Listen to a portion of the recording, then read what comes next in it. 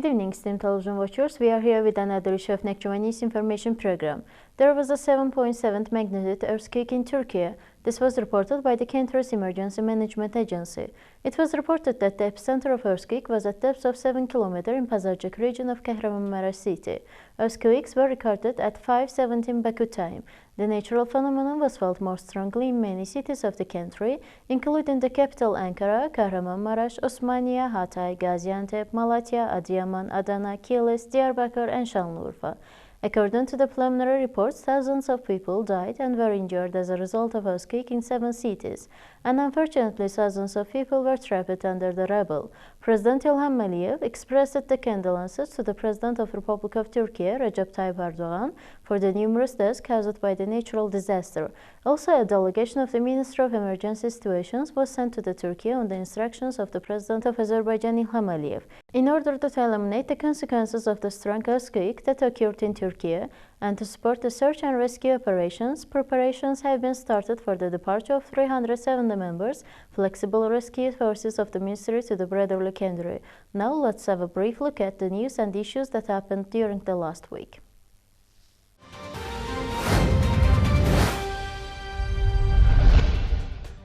On February 1st, a school building, doctor's clinic, village and service centers were put into use in the village of Bayhur-Babak region. The new building of Bayhur Village Secondary School has a capacity of 378 students.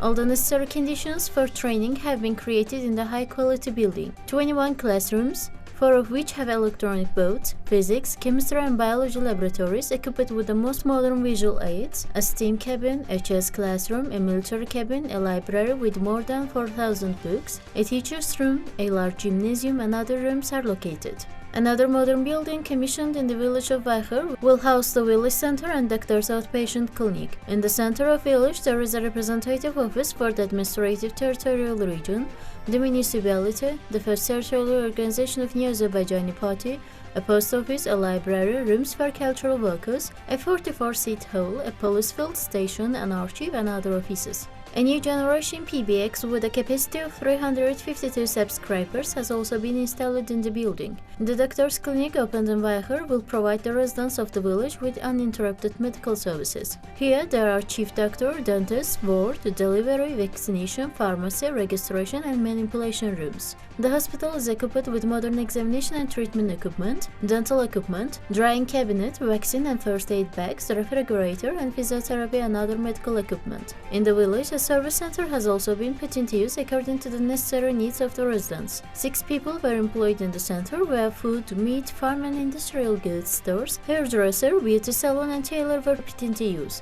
As part of the complex construction works, the highway was asphalted and landscaped within 10 kilometers of Bayhur.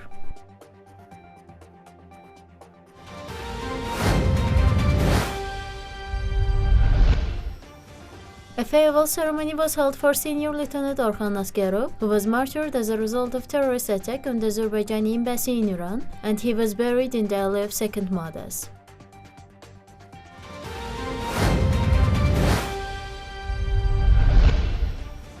In accordance with the combat training plan of this year, theoretical exercises of the new academic period are held in the types of troops, units, formations, and military units of the Azerbaijani army, as well as in special educational institutions. The press service of the Ministry of Defense said that during the exercises, military personnel are informed about their duties and tasks, as well as the characteristics of the weapon and equipment, their effective use, and safety rules.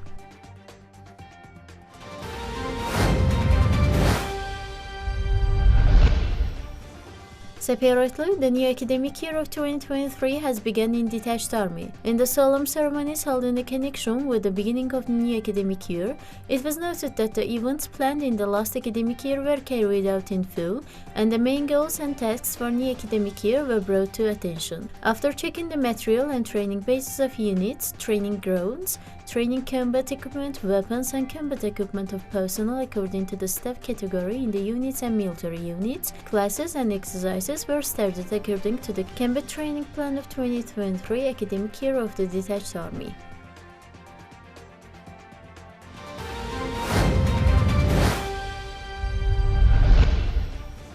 On February 2nd, an event was held in Nakhchivan Palace on the occasion of Youth Day. At the event, talented young people who distinguished themselves in public life of the autonomous republic and in the field of creativity were awarded. Performances of the music groups were presented at the event. Young people celebrated the significant day with interesting moments.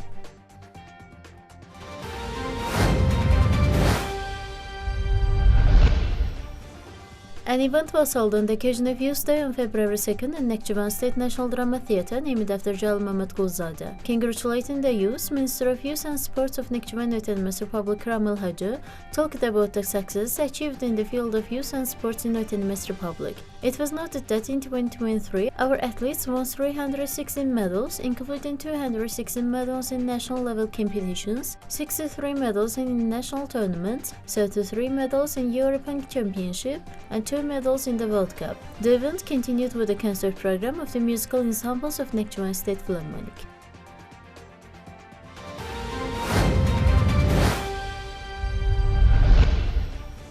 Events on the occasion of Youth Day were also continued in the regions of Autonomous Republic. The participants of the event visited the monument of great leader Haydar Ali erected in the region centers. Then the events continued in the cultural palaces in the regions. After listening to the speech, the events continued with the concert program. Music and dance collectives operated in the regions performed with interesting performances.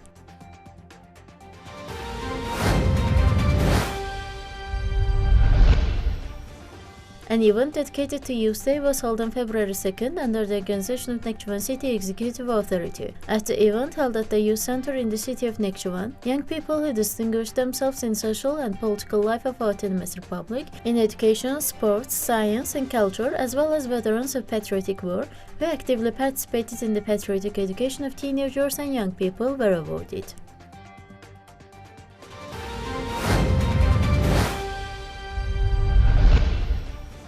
The meeting of Commission on the Affairs and Protection of Rights of Minors under the Cabinet of Ministers of Nakhchivan Autonomous Republic was held on the situation of ensuring children's rights in 2022. The work plan of the Commission for 2023 was approved at the meeting.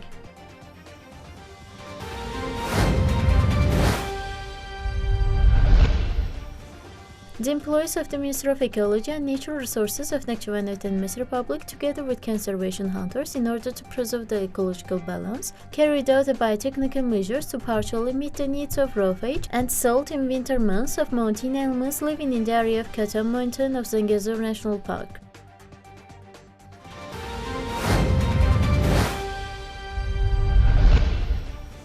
Winter school of students was started in Nakhchivan.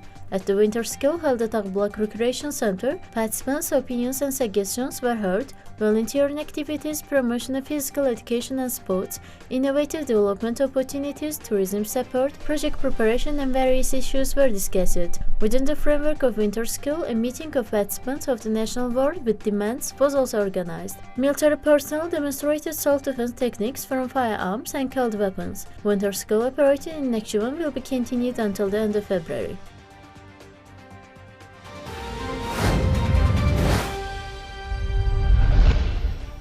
The presentation of the tourist guidebook, Travel to the Switzerland of Caucasus, was held in Nakhchivan. The speakers drew attention to the importance of the book in terms of tourism guidance and recommended its publication in foreign language.